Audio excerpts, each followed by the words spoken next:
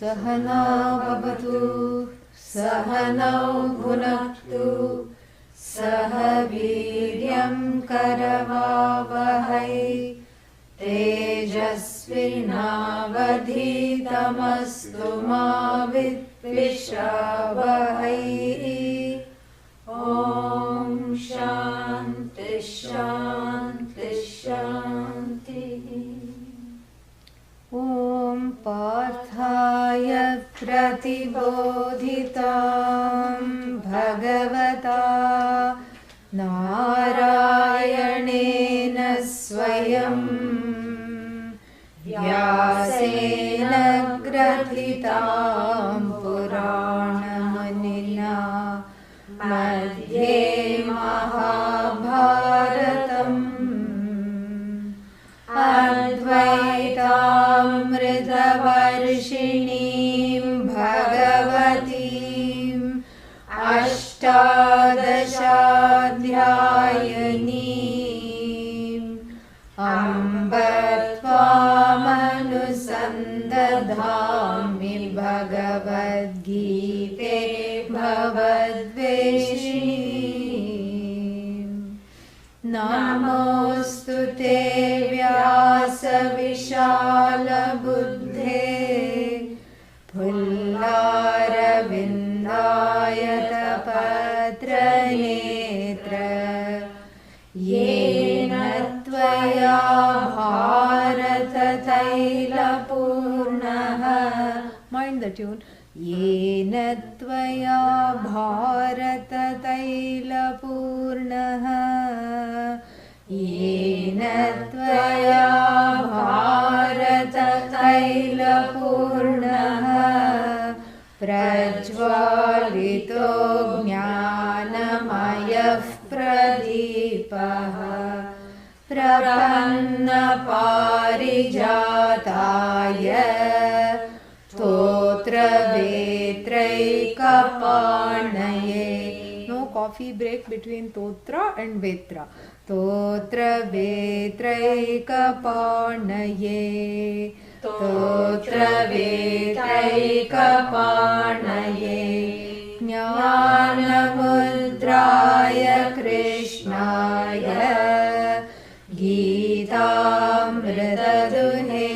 नमः। सर्वोपनिषदो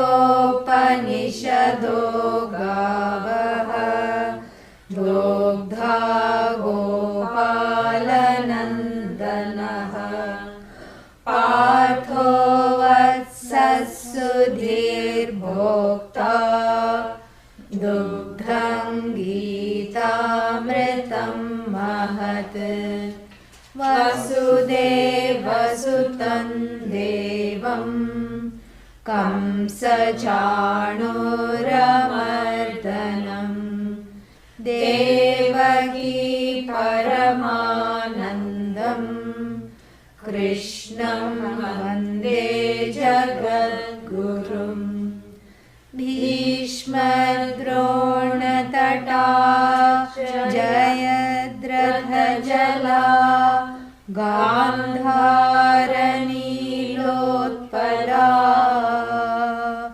शल्यग्राहवती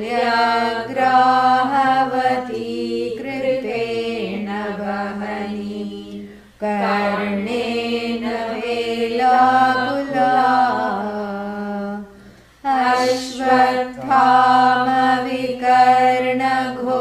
अश्वत्थामविकर्णघोरमकरा दुर्योधनावर्तिनी सोत्तीर्णा खलु पाण्डवैरणनदी कैवर्तकः केशवः पाराशर्यवचः सरोजममलम् गीतार्थगन्धोत्कटम् नानाख्यानककेसरं हरिकथा सम्बोधनाबोधितम्। लोके सज्जन षट्पदैरहरः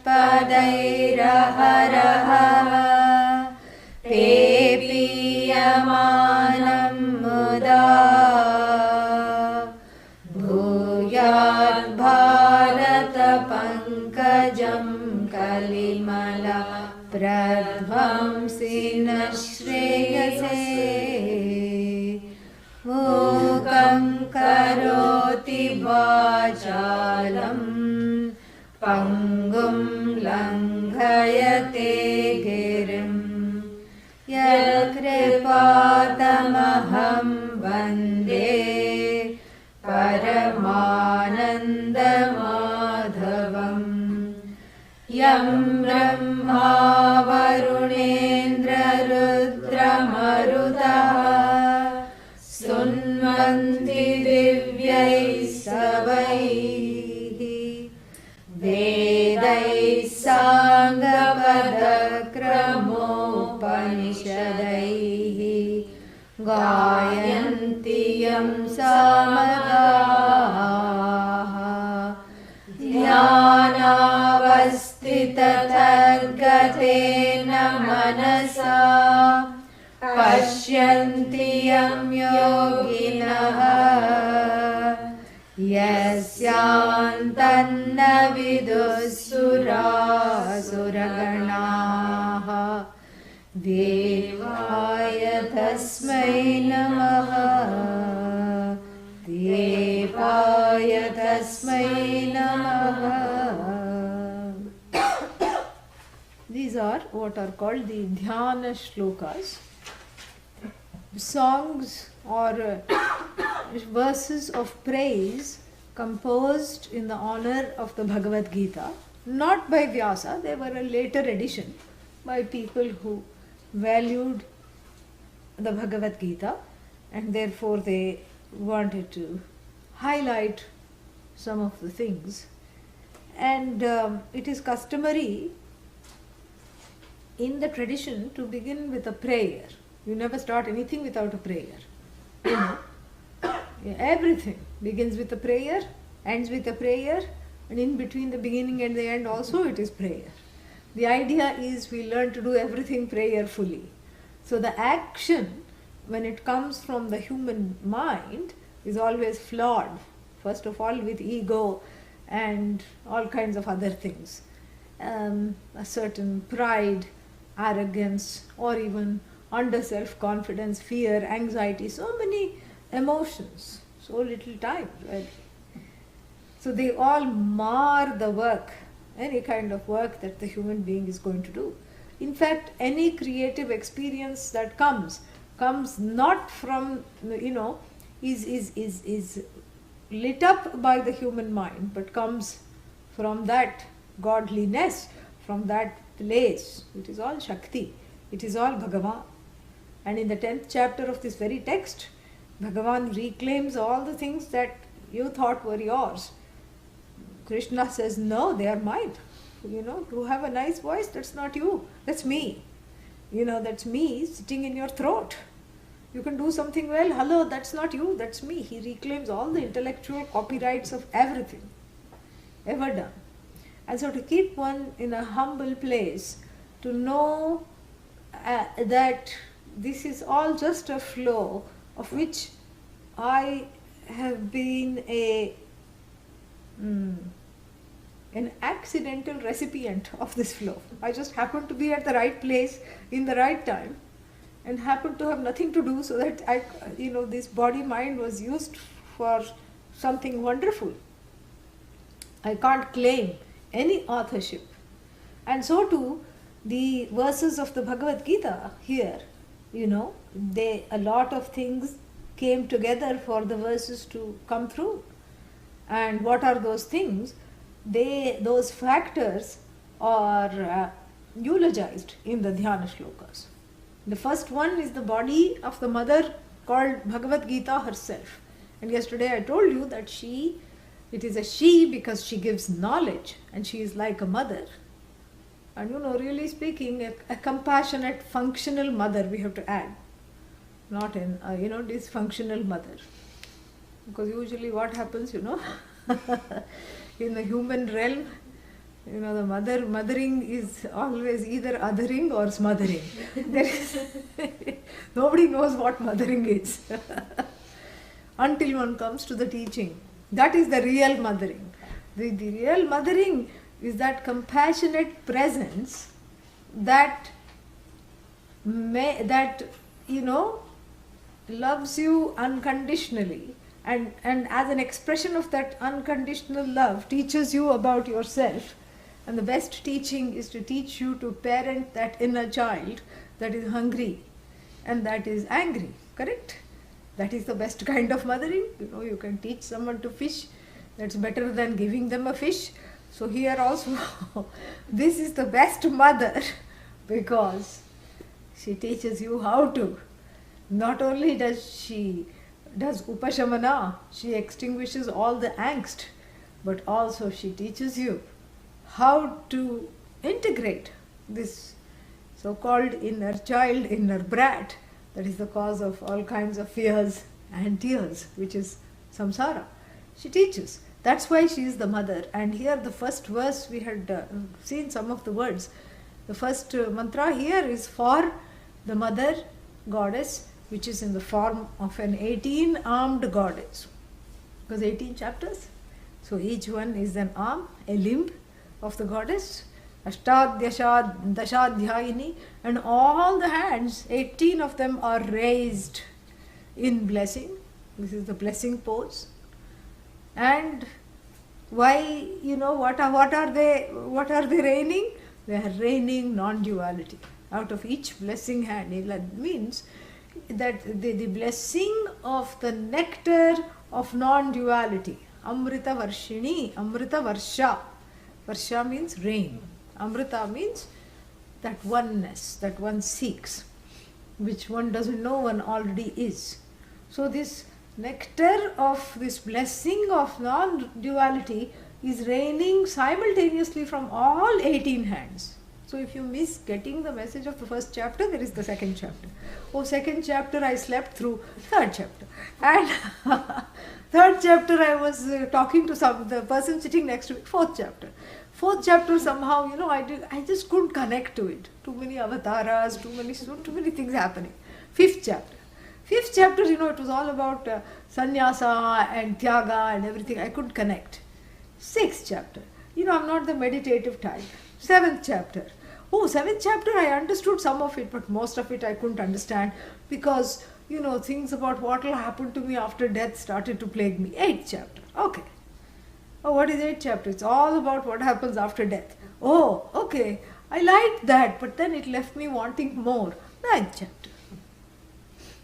Ninth chapter is the chapter of, what is that? The ultimate secret. Raja Vidya, Raja Guhyam. Of course, the ultimate secret was so well kept, I didn't understand, even after being taught. 10th chapter. That also didn't work. 11th chapter, Bhagavan gives vision. Well, my eyes were clouded. Do some bhajans. 12th chapter, Bhakti. But then bhajans are over in 10 minutes. What should I do after that? Well, cultivate some values. Chapter 13. But I still feel confined. Why? I'm starting to go off on a tangent. That's because you are trapped by the gunas. Chapter 14. Blessing hand number 14. Suddenly I feel hungry. Pre-lunch, pre-dinner chanting chapter. Which is that? 15th chapter. Yeah, it's all about the Purusha. You as the cosmic being, that there is no difference between you and the whole, between you and God. You are that. You are that Ishvara, what we call God. You are that Bhagavan. There is no difference. Well, but I have some demonic tendencies. 16th chapter. How to get rid of how to distinguish between celestial and demonic tendencies, and how to overcome the latter, and buttress the former within oneself. Well, all this is nice, but how do I live this life? 17th chapter. You need Shraddha. And then what? Then, the summing up of the whole thing. What is Tyaga? what is moksha, what is freedom, and what is, how to let go. Chapter 18. So each of these, see, now you know the whole Bhagavad Gita in 5 minutes or less. Yeah, whole Bhagavad Gita is over. What should we do now? Start over. So this 18-armed goddess is blessing with each hand, in the hope that if one kind of a blessing is missed, the other one is imbibed. Because the human tendency is to gravitate towards certain things and then run away from certain other things. That is the tendency. That is what we call, what do we call that? Raga Dvesha. Raga and Dvesha. This is the tendency. And this is something that is, cultivated since childhood. Oh, this doesn't feel good. This feels good. Everything is not about feeling. Everything is really about healing. And sometimes healing is not feeling good. What is healing isn't feeling very good. Like the bitter medicine which the herbalist gives. It doesn't feel good, it doesn't taste good, but it is good for you, correct? So what to talk of this sweet, sweet medicine in the form of the Bhagavad Gita. But even in this sweet, sweet elixir of non-duality, there are certain truths that are not sounding too good because it's a teaching situation. Bhagavan is not criticizing Arjuna, he is telling things as they are. And so in the process, Arjuna doesn't like hearing all of them. He's not very happy. He's not very happy to be told, go do your duty, when all he wants is to just sit and zone out. That's what he wants to. He wants to get out of the war zone and sit and zone out. So he doesn't like everything that he is told. So that is what we learn from this, that to be objective is to understand that this is not all about what I like or don't like. It is about what I need to grow, especially if I'm putting myself, if I dare to put myself in a teaching situation, I also collect the courage to be taught. Yeah, that's what it is. You cannot expect to place yourself in a teaching situation and only want to be praised all the time. It doesn't happen. And Arjuna is praised. Sometimes Krishna will say, Anagha, oh you one without any papa, without any, no translation for papa. What is papa? Omissions and commissions that you are not proud of, guilt and hurt and all those things. You who are untainted by omissions and commissions. This is a praise. And it's also a fact. Correct? Because every human being is not afflicted by what they have done. That is just, if one is afflicted, it is a wrong understanding of the word I. That's what this teaching and this study is all about. So therefore, sometimes Bhagavan will praise and will say nice things. Sometimes the Gita has some choice words. Aghayuhu indriyaramah mogham partha sajivati.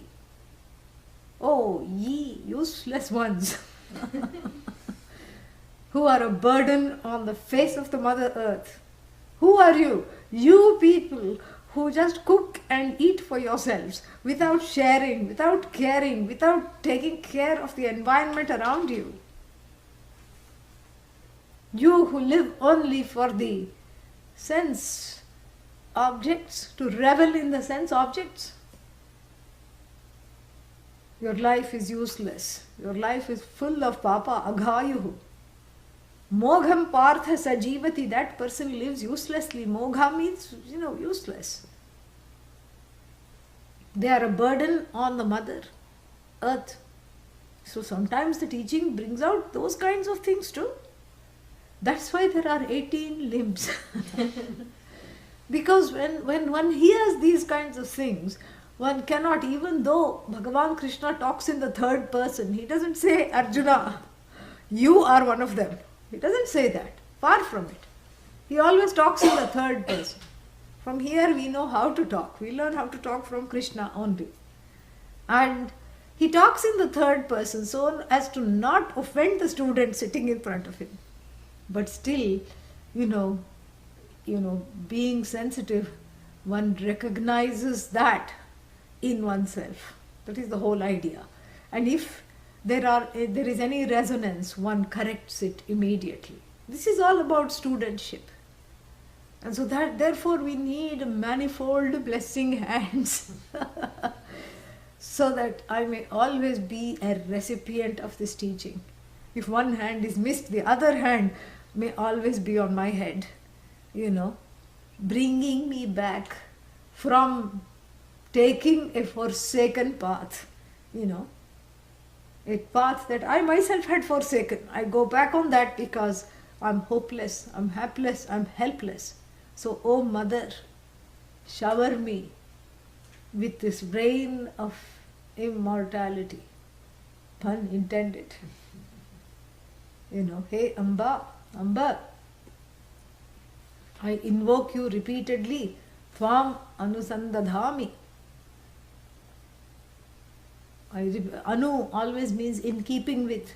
So in keeping with how you have been invoked by all the sages in the tradition, I too, this lowly mortal, this sage wannabe is invoking you in the same manner as others have invoked you, the other exalted stalwarts in the tradition have invoked you. I also invoke you repeatedly. You who are the killer of inner weeds, of strong likes and dislikes, which destroy me, strangle me, which propagate their seeds like dandelions effortlessly, and make me and constrict my freedom and existence. That's the only thing that constricts your freedom.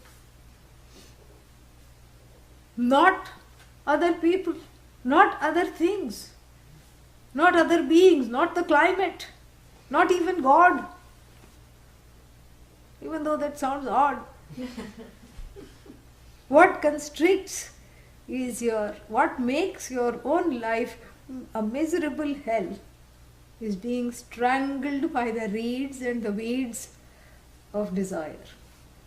That's all it is. And these strong preferences are called raga when they are out to go get something, and then dvesha when they want to run away from something. Both are equally strong. And these are what strangle. Because you'll see people have a seat. No, I can't sit down. Why? Because none of these chairs are good for my back. Bring your own chair. Well, I don't sit on chairs. What do you sit on? Air? If not a chair, then you have to sit on air. You take out the chair. Then you have, what do you have? Air. You sit on air? No, I sit on a ball. You sit on a ball? Yeah, those big balls. Well, we don't have a ball here. Okay, I'll stand. And then the whole time I wish I could sit down. No ball. Can't sit down. So one person is crying for ball. Another person cannot be without a mall. And so from mall to ball, there is all these constrictions. And especially in the West, we find that there is a proliferation of these weeds, that strangle one. First, they offer all kinds of lucrative freedoms.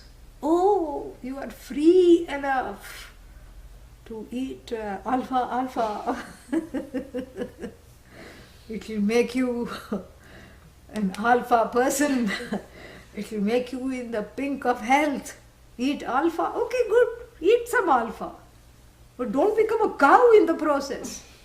Without alpha I cannot, the sun will not rise. Without alpha, the food will not get Of course, nobody cooks it. So, without alpha, food will not be sprouted. Without alpha, the evening will not come. Without alpha, the sun will not set.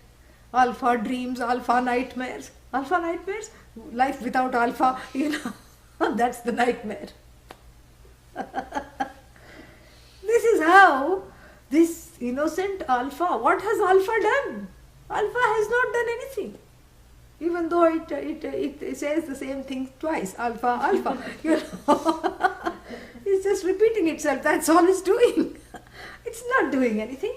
It doesn't, it's so innocent, it's harmless. So what is the problem here? It's my attitude towards the alpha. That is what has made me a prisoner of this alpha. Alpha has not done anything. Whether you say alpha or alpha, alpha, it is just what it is. Same thing. You take anything so quickly from just an object, a neutral object in the universe. What happens? It becomes an object of desire, and then it becomes an object of bondage, because I cannot live without it. Or I cannot live with it. Both are dangerous. So this Mother Bhagavad Gita extricates me, the blessing. I mean, there's not some real goddess called Gita who's coming and, taking you out of the bed of samsara, not like that. This is all allegorical. She, through the teachings, her words, extricate me from this jungle of intertwining weeds of desire and hatred. She, who has only one hatred, she has a hatred? Yes, she hates samsara. She's the killer of samsara. So, this killer of samsara, where is samsara? Right here, right here. Don't look somewhere else. This is samsara. Samsara means a misery, tears and fears centered on a certain bondage, which is best described as a feeling of constriction brought about by choicelessness. That is samsara. See, one more definition. Yeah, one more facet, one more way of defining it. So this is samsara. And the teaching, and already there is such a big jungle, a thicket. I am surrounded and caught in this thicket, which I have watered with my own hands. Yes, every alpha I have tended to, and then now it is, strangling. Every desire, every hatred I have nurtured. I have given it sunlight. I have given it miracle grow. I have given it all kinds of things. And then when it grows, now I'm groaning when it is growing, and this is what is happening. So I have to be free of this. And to be free of this, how to be free of this? Because this is a predicament that I have put myself into. But why did you do that? Didn't you have anything better to do? Why did you do that? I could not help it. This is the truth. One cannot help this. Because raga dvesha are the two things that one is born with. They don't bind necessarily. But that glue, what is the glue? The glue is Atma Ajnanam, ignorance centered on the self. Ignorance centered on the self, self-ignorance. I don't know who I am. I'm unaware that I am the glorious one. Therefore, I come to the wrong conclusion and say I am the inglorious one. And therefore what? I don't feel okay. In order to feel okay, I keep striving to understand this, and I don't know that it's a matter for understanding. I feel like this glory is somewhere to be got from some other source. And so I keep searching for that glory everywhere. And in so doing, I deploy the engines of raga dvesha to fuel my source of search. And they end up the objects connected to them end up strangling me further. This is what it is. So how to cut through this jungle? Who can cut? Not the person sitting and screaming inside, help, SOS. SOA, save our Atma. Yes. Help. Help, help, help. One is crying from inside nothing can happen. From outside what can happen? Nothing can happen because everybody is in their own thicket. That's why we need the Bhagavad Gita. And we need this mother to speak through the lineage of teachers. And the speech itself burns down this thicket, and thereby the teaching rescues the person from this thicket. Jnanagni sarva karmani bhasmasat kurute. All the karmas, all the actions and the results thereof that are strangling me, and the actions are based on desire. Desire is based on ignorance. See, all of them are connected. And so this thicket is all intertwined. And as it's coming to strangle me, the hot off the press teaching, fiery words, and they're always hot, they're always fiery. Why? Because they are alive. The Gita is 5,000 years old. It's not in a morgue. It's not in cold storage. You take it out and look at it, and it is tagged. Okay, it was dead 5,000. It's not dead. She's alive. That's why the teaching has the power to bless and to transform the person, because it is alive. And the goddess speaks through the words of the teacher. The goddess speaks through the words of the text. The goddess speaks through the writing of Vyasa, who we are going to get acquainted with shortly. The goddess speaks in many, many ways. And the speech of the goddess is called the Bhagavad Gita.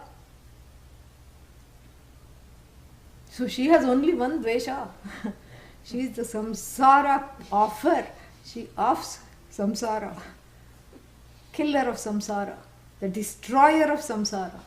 And in the Hindu tradition we have this, we don't see the goddess without any weaponry. She has the spear, the lance, the sword, and then, on top of that she's sitting on the tiger or the lion. That is the desire. A wild desire, which is intractable and which is not terribly bright and which just is full of fears. Yeah, that's what it is. It's just based on survival. And she alone can mount these ragadveshas and ride the tiger happily. Otherwise, any ordinary person riding the tiger, you have heard that limerick. Have you heard that limerick? There was a lady from Niger who smiled as she rode a tiger. Niger, whatever it is. They returned from the ride with a lady inside and the smile on the face of the tiger. This is what happens. If the tiger is raga and dvesha, those strong desires which strangle, the tiger will eat you up and be happy. But it requires these words, which are enshrined in the form of the mother goddess here, who transforms and who saves me from this kind of a predicament. She alone is happy riding the tiger. The tiger looks miserable in the photos. She is smiling. This is the beauty of it. So we are used to goddesses, especially when we have these Navaratris, these 9 days of goddess festival. Oh my God, you should see. She's fierce. She's got the tongue coming out. She's, somebody is bleeding down there. Some demon-like creature. This is all just, raga dveshas, enshrined as demons. We don't have devil, And this is just all allegorical. So, she also, the mother goddess of the Bhagavad Gita, the presiding goddess, also wields a weapon. Yes, in one of those 18 hands. A weapon that is only disclosed in chapter 15. Which is that weapon? What might that be?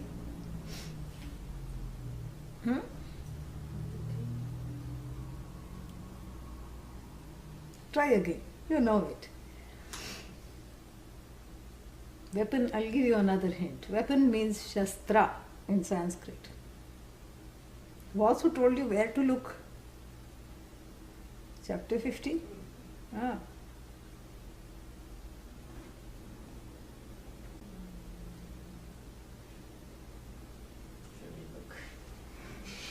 Look, we have time. Look and tell. I'll also give you a hint, it is in the beginning. When you sing in tune, it will come quickly. Udvamulamadasyakam ashvatham prahuravyayam chandamsi yasya parnani yastam veda sa vedavit.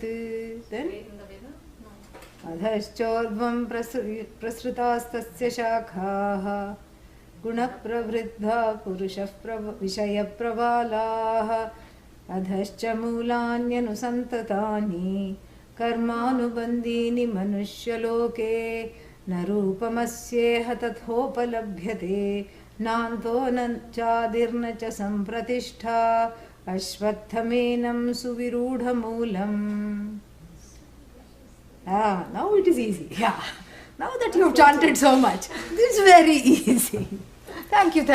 You're welcome. So, Asanga Shastra, she wields. The Shastra called Asangatvam.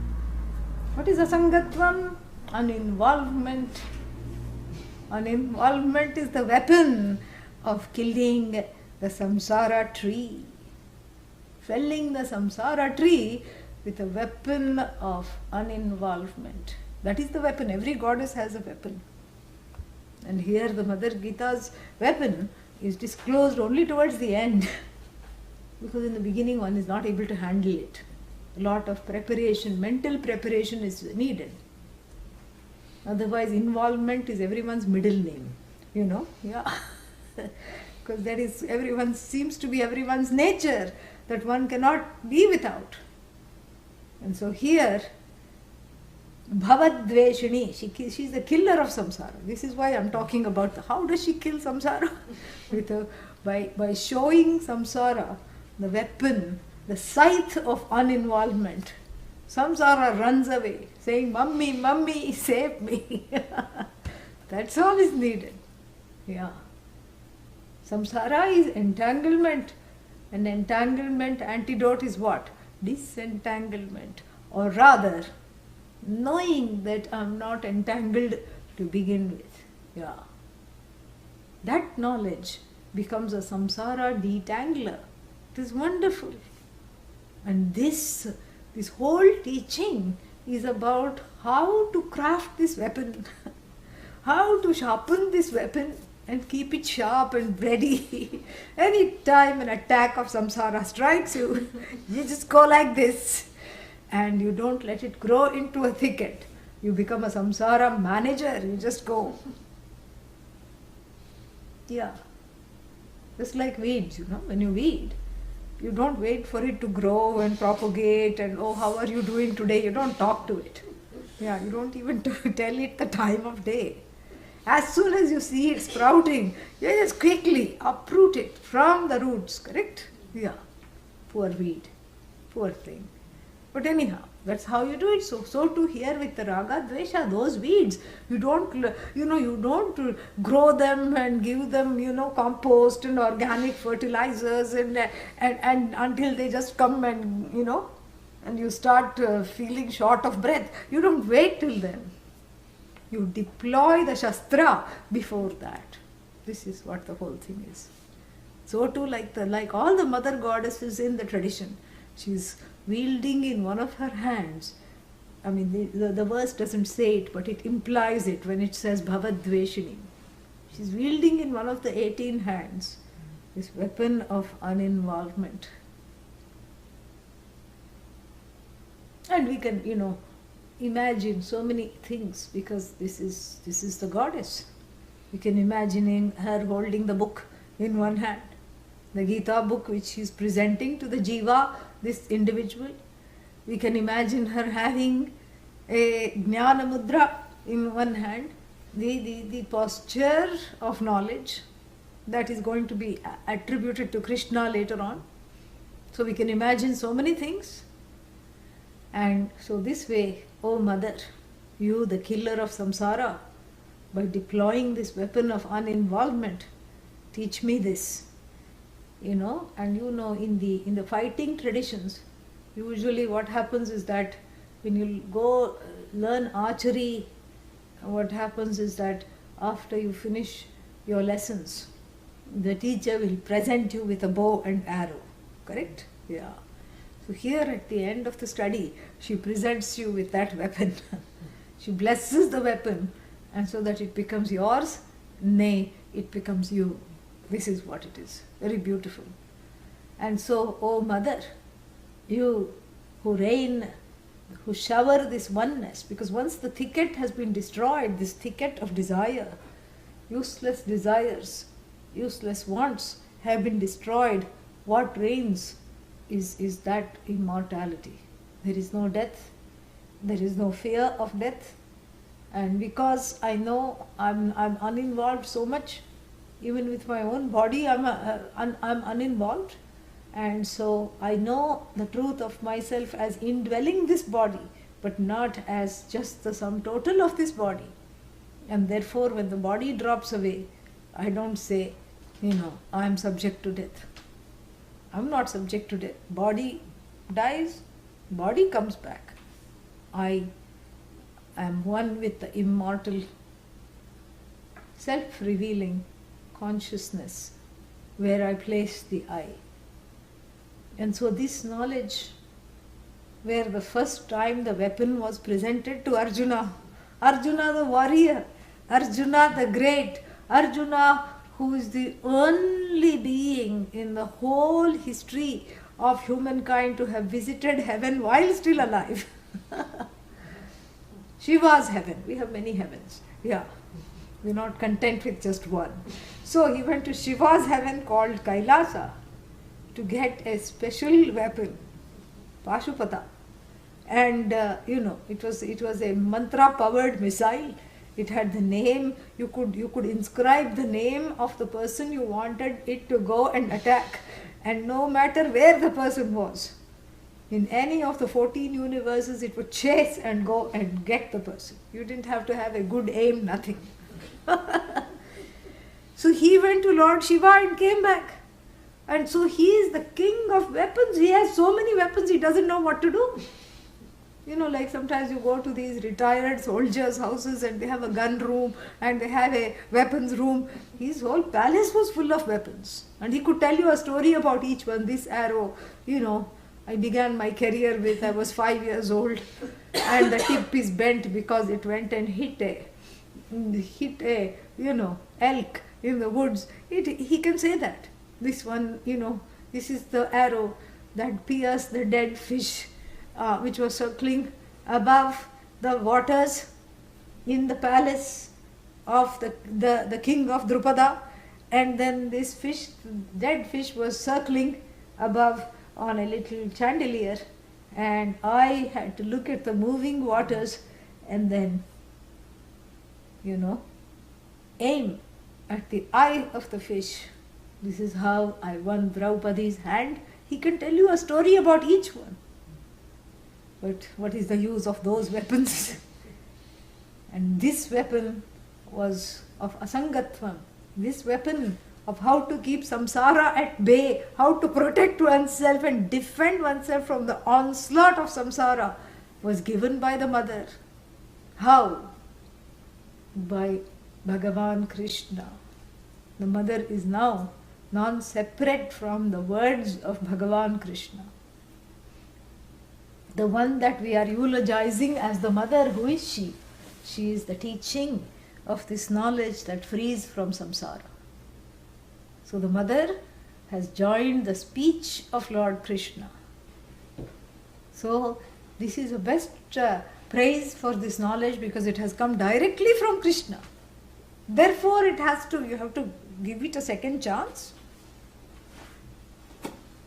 So Bhagavata Pratibodhitam, by Bhagavan. And who is this Bhagavan? Narayanena. Those words are in apposition. Who is this Bhagavan? Narayana. Nara means human being. Narasya idam naram. When you elongate it, it means belonging to the human being. You know what is belonging to the human being? The human being thinks everything belongs to me, or should. I told you, the world is only categorized into two. What is that? Mine and not yet mine. That's all. Not yet mine. This is mine, this is yet to be mine. That's all it is. So the Jagat is called Naram. Naram janati naram eti iti Narayana. You know, the one who knows the whole Jagat, from whom this Jagat has come, by whom this universe is sustained, unto whom this universe resolves, is called Narayana. Or another derivation, you can say Narasya Ayanam, the goal of the human being, the truth of oneself, is called Narayana, the name for the Lord, which includes here the teaching, the mother. So the father and the mother are never separated, like word and its meaning. And so Narayanena Bhagavata Proktam Pratibodhitam. Unto whom? That will always be in the fourth case. Parthaya, unto Arjuna it was taught. Swayam, meaning the Lord did not have a proxy. You know, nowadays what do? You know, we just sort of tape the classes and then we tell the people it's on live stream. Go look. We can happily tell the people that. Go take the classes later. And so now we have a way of canning the classes. And so each time people go on live stream, it's like opening it. Correct? Yeah. It's not such a good example, because each time one teaches, it's always live. This is not a canned class. Even if you listen to it 10 times, it is fresh, it is new, because that is the way the teaching is. The teaching never be canned. It can never be canned, because it is alive. And so it is not pickled knowledge, it is fresh, raw, organic. Organic, yeah. So, you know, Eugene oriented. Just right for this atmosphere. Fresh off the tree. Who is the tree? The teacher is the tree. Just like we have the samsara tree, we have the teaching tree, correct? Yeah. So, you know, the teacher is the tree. And who is the tree for that teacher? His teacher is the tree. Who is the tree for that teacher? Her teacher is the tree. His teacher, her teacher, like that. And then where does it all go? Goes back to the Lord. Narayanena Swayam. So by the Lord himself, herself, was taught to Arjuna this sacred knowledge, this knowledge without which we cannot do, without which we cannot live happily. And then another person is very important here. The Lord is always teaching, Bhagavan is teaching, but how many people are able to bring this knowledge to everyone? Somebody has to receive it from Bhagavan. And in the ancient times we have a wonderful teacher called Vyasa, who is also called Purana Muni, a sage of the ancient and also a sage who wrote the Puranas. Both ways you can take it. And this Vyasa, who was an exalted link to the tradition, who is an exalted teacher in the tradition, you know, Vyasena Pratibodhitam. this was iterated again and reported here in the Bhagavad Gita. Because Krishna is teaching, but who is reporting? Vyasa is reporting. And you cannot report without understanding, can you? That would not be a correct reporting. And so Vyasena, Pratibodhitam. Who is this Vyasa? The sage who is from a long time ago, a sage who is exalted, who has the reputation of what? Of writing the Puranas, author of the Puranas. And where does this Bhagavad Gita occur? In the middle of the Madhye Mahabharatam. Mahabharata is an epic, huge, big epic. Story within story, within story, within story, kind of like life. You ask a simple question, how come you're here? Well, how much time do you have? What brought you here? Well, I don't know. Well, it was an accident. Someone told me. Who was that someone who told you? Well, somebody at the grocery store. How did you meet that? Oh, that was another accident. How I met that person. So like this, you keep on going, correct? Yeah. So Mahabharata is kind of like life. A story within a story within a story, like those Russian dolls, you open one and then you get another and you open another and then a smaller one and the smaller one is the tiniest one.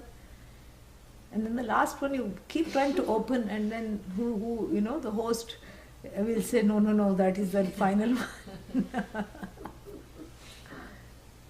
So like this, in the middle of the Mahabharata and in the middle of this story within a story within a story, all encapsulated, entangled, completely, full of strife, full of fear, full of war, full of jealousy. And the Mahabharata is full of all these negative and positive human archetypes, full of stubbornness, full of jealousy, full of psychological, personality disorders. We have so many personality disorders in the Mahabharata. All kinds of things. So, in the midst of this Mahabharata, which Mahabharata? Which is akin to my own life.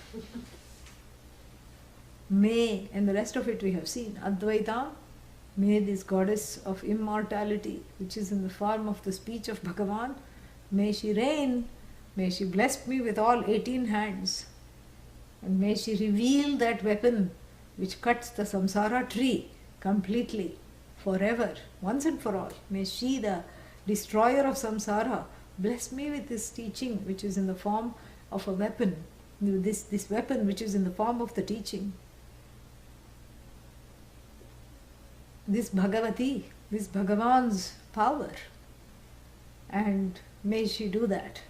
And O Mother, for this, to this end, I invoke you. This is the first mantra. Yeah. Then what? Then Vyasa is important in this. So the second one is for Vyasa. Namaha astute. May there be salutations to you, O Vyasa. And who is this Vyasa? The one of an endless intellect. Vishala means unconstricted intellect. The one who has a big head, and I don't mean it's swollen head, but very intelligent, whose intelligence is unsurpassed intelligence.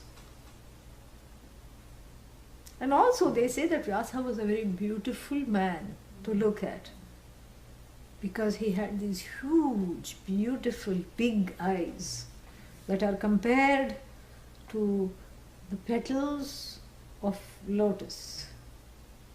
Not only was his brain big, but eyes were also equally big. And the eyes, whose eyes resemble Pulla Aravinda Ayata stretched, lengthened. Pulla is full. That is, we have some common words. Phulla means blossomed, full. Phulla Aravinda is lotus. So like the stretched petals, patra is petals or leaves, like the stretched petals of a completely open lotus, whose eyes are like that. This is Vyasa, unto whom my salutations, our salutations. And what did this Vyasa do? Yena. By whom? What did he do? This lamp of knowledge was lit. Well lit. It was not lit that, as soon as you look away, it goes off. Like some aratis, Yeah. So, this is a brightly, steadily burning flame of knowledge. And like we have all these Olympic fire, Olympic torch. In between the 5 years, it is supposed to be burning. I'm sure it goes off and no one tells us. But this is even better than the Olympic torch. It is burning through the mouths of the live teaching, and and is searing through the ears of lively students. Yeah, that is the power of this knowledge. It's creating an imprint. It is a live tradition. So it's constantly burning light of knowledge. It must have been lit at some point, and it was lit by the big-brained Vyasa. Big-eyed, big-brained Vyasa, who lit this lamp of enlightenment for humanity, from which time it is kept on burning. And what was the oil? The oil was the Mahabharata, because the lamp, the light comes from the Mahabharata. So the Taila Purnaha, this lamp, Pradipaha, this lamp. What kind of a lamp? Jnanamaya. This lamp that is all knowledge. It's interesting. We have this suffix called Maya. It has 3 meanings. One is means a modification. Annamayam Shariram. This body is Annamaya. Doesn't mean that idlis are coming out of the skin.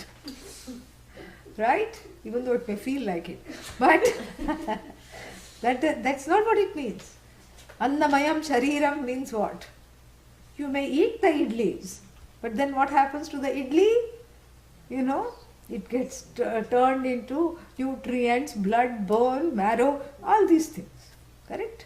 So that is a modification. So Maya means modification, one meaning. Another meaning is preponderance. So when you say Annamayam Shariram, this body is a modification of food, Annamaya means. But then if you go to a party, how was the party? Oh, it was Annamaya, means it was full of food. Prachuryarthe, Vikararthe, Prachuryarthe, preponderance of food. There was so much food we didn't know what to do. So many varieties, so many kinds of food, we didn't know what to do. That's the second meaning of the suffix Maya, Mayat. And the ter goes away, and then all you have is Maya. So then you cannot, these two meanings don't fit. Jnanamaya, a modification of knowledge. What is that? Or preponderance of knowledge? No, why not preponderance? Preponderance is good, right? Jnanamaya, full of knowledge. Whenever you say preponderance, that means full of knowledge, lot of knowledge, but then there is a lesha of non-knowledge, correct? There is a little residue of non-knowledge. Yeah. So this one will not suffice. This meaning will not fit. The final meaning of Mayat, Swarthe, in its own sense, means it's all knowledge. So certain words, Chinmaya, Jnanamaya, all these things have to be taken in that, rarely used for usage, rare usage. Swarthe, Mayat. Mayat Swarthe, there is one sutra. And so that is what is, that is the beauty of it here. Jnanamaya, Mayaha, Pradipaha, Yena, Prajwalitaha, by whom this lamp of all knowledge was lit.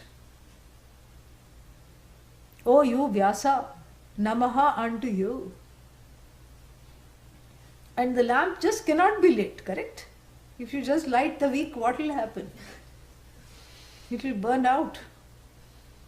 So the wick has to be in the oil. So before lighting the lamp, the Mahabharata became the oil. Bharata is used for short here. Yena tvaya bharata taila purnaha. So this lamp which was filled with the Mahabharata oil, you straightened the wick out and lit the lamp of knowledge. Very beautiful. Very nice. And the next mantra, the next verse is for Lord Krishna. We will see that when? Tomorrow.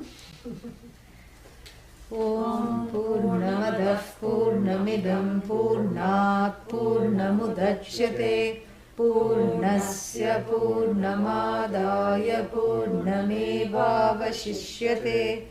Om Shanti Shanti Shanti. Harihi Om Shri Gurubhyo Namaha. Harihi Om. We are having one more class. Yeah, 6 o'clock. What is that now? So that